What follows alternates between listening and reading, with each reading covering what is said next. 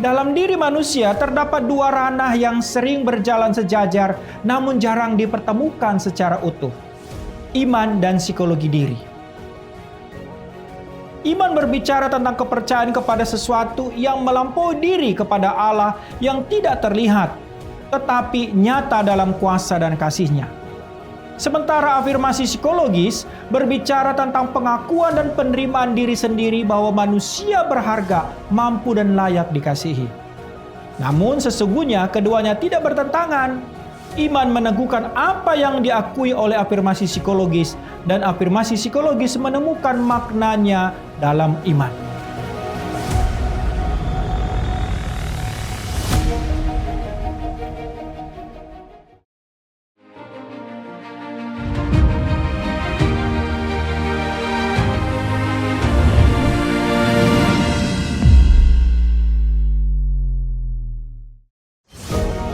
Salam sahabat IKN, bertemu kembali bersama saya Edward Purba dalam podcast Ikatan Kristen Nusantara.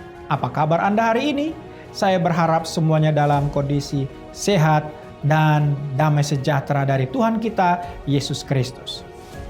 Saudaraku, dalam teologi Kristen, iman bukan sekedar percaya atau kepercayaan buta, melainkan tanggapan sadar terhadap kasih Allah. Ibrani 11 ayat 1 menegaskan, iman adalah dasar dari segala sesuatu yang kita harapkan dan bukti dari segala sesuatu yang tidak kita lihat. Artinya, iman adalah fondasi eksistensi manusia yang mengakar bukan pada logika, tapi bukti empiris, tetapi pada relasi yang hidup dengan Allah tentunya.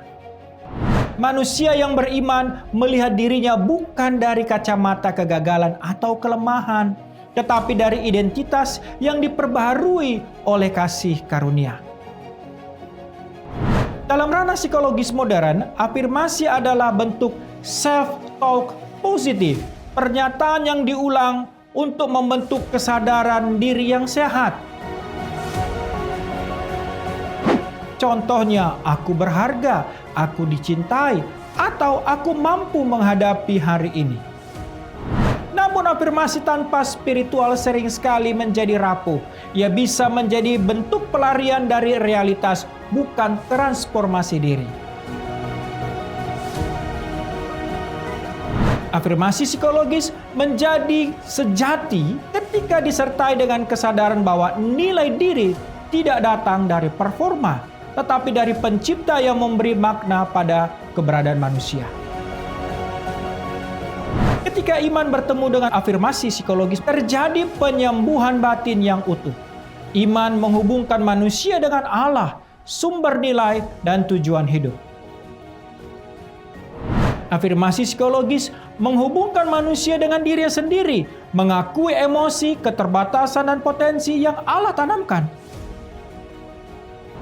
Maka seorang Kristen dapat berkata, aku mampu bukan karena kekuatanku, tapi karena Kristus yang memberi kekuatan kepadaku. Ingat ya, Filipi 4 ayat 13. Disinilah afirmasi psikologis berubah menjadi deklarasi iman. Kata-kata bukan sekadar penguatan diri, tetapi respon iman terhadap janji Allah. Dalam pelayanan pastoral, mengintegrasikan iman dan afirmasi psikologis berarti membantu seseorang. Pertama, mengakui realitas emosionalnya tanpa kehilangan arah rohani. Kedua, membangun citra diri yang sehat berdasarkan identitas sebagai anak Allah. Yang ketiga, mengganti pikiran destruktif dengan kebenaran firman Roma 12 ayat 2. Gereja masa kini perlu memahami bahwa penyembuhan tidak hanya terjadi di altar doa, tetapi juga pembaruan cara berpikir. Doa dan afirmasi dapat berjalan seiring, bukan karena manusia bisa menyelamatkan dirinya, melainkan karena iman membuka ruang bagi transformasi jiwa. Ketika iman menyentuh psikologi dan psikologi merespon dengan kesadaran rohani, manusia mengalami shalom, kedamaian yang menyeluruh. Afirmasi seperti aku dikasihi Tuhan atau aku berharga di matanya bukan sekadar kata motivasi, melainkan pengakuan teologis bahwa kasih Allah lebih besar dari segala luka batin dan rasa tidak layak. Sebab kamu semua adalah anak-anak Allah karena iman di dalam Kristus Yesus. Galatia 3 ayat 26.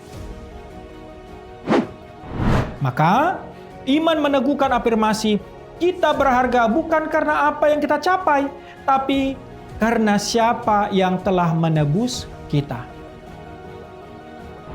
Dan afirmasi menjaga iman agar tetap hidup dan di tengah tekanan dunia yang sering sekali membuat kita lupa akan identitas itu.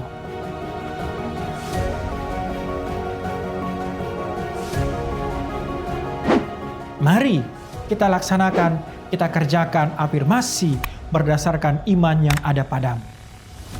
Soli Deo Gloria. Mari warnai dunia dengan pikiran Kristus.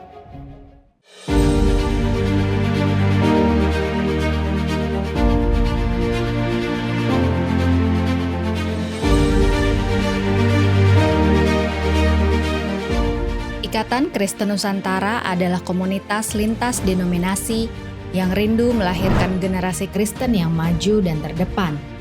Mari berkolaborasi dan bersinergi dengan kasih untuk mencari, membina, dan mendanai anak-anak berprestasi yang terkendala biaya kuliah, lalu mengutus mereka ke dalam dunia dan mempercayakan mereka untuk mendukung gereja dan lembaga Kristen lainnya, agar terus melahirkan generasi unggul dan memberitakan kabar baik supaya keselamatan yang daripada Tuhan sampai ke ujung bumi.